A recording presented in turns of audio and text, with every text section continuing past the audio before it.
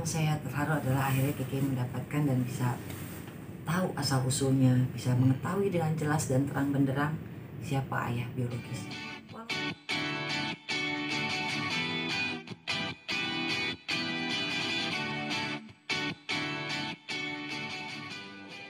Kami bersyukur, saya juga belajar banyak dari persoalan Mbak Weni.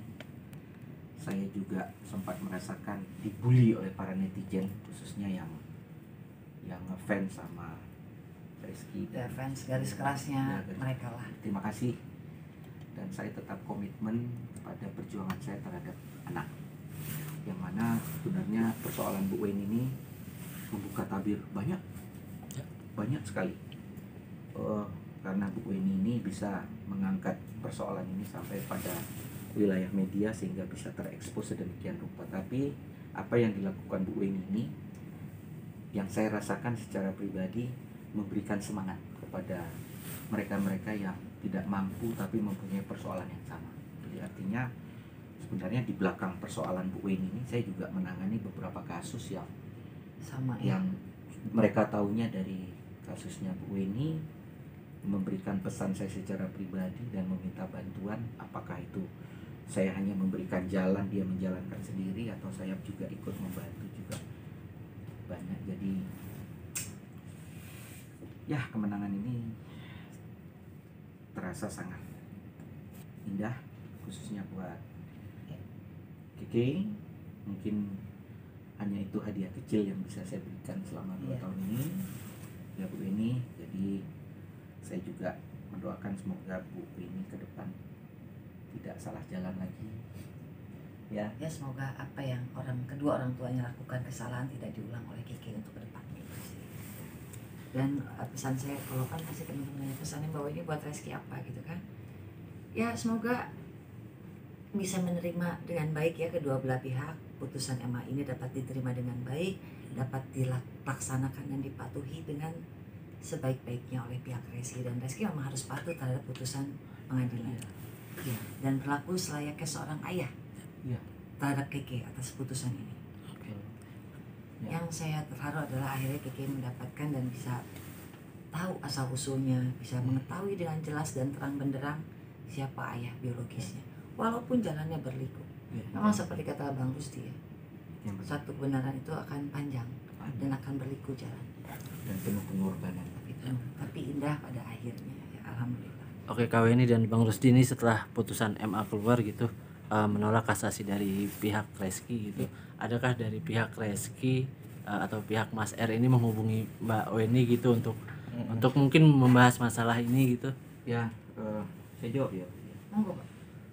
Sampai saat ini belum. Dan nggak pernah ada sih dari 2 tahun lalu. Tapi saya pikir kalau boleh kami memohon,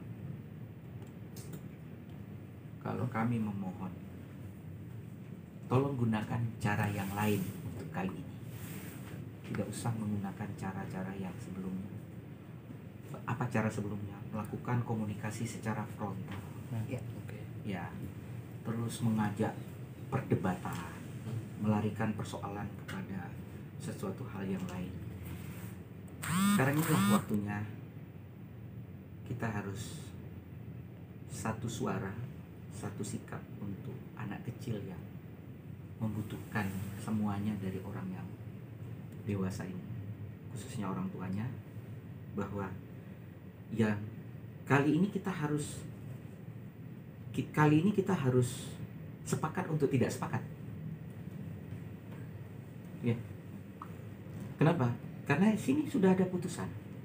Artinya kalau dia masih merasa tidak sepakat, ya itu harus dia simpan jauh-jauh di dalam relung hatinya. Karena pertaruhan dia sekarang adalah suatu pertaruhan bagaimana orang melihat jati dirinya ketika dia sedang di dalam posisi yang kalah. Ya. Saya yakin tidak mudah. Kalau saya juga di dalam posisi dia, mungkin saya tidak mudah.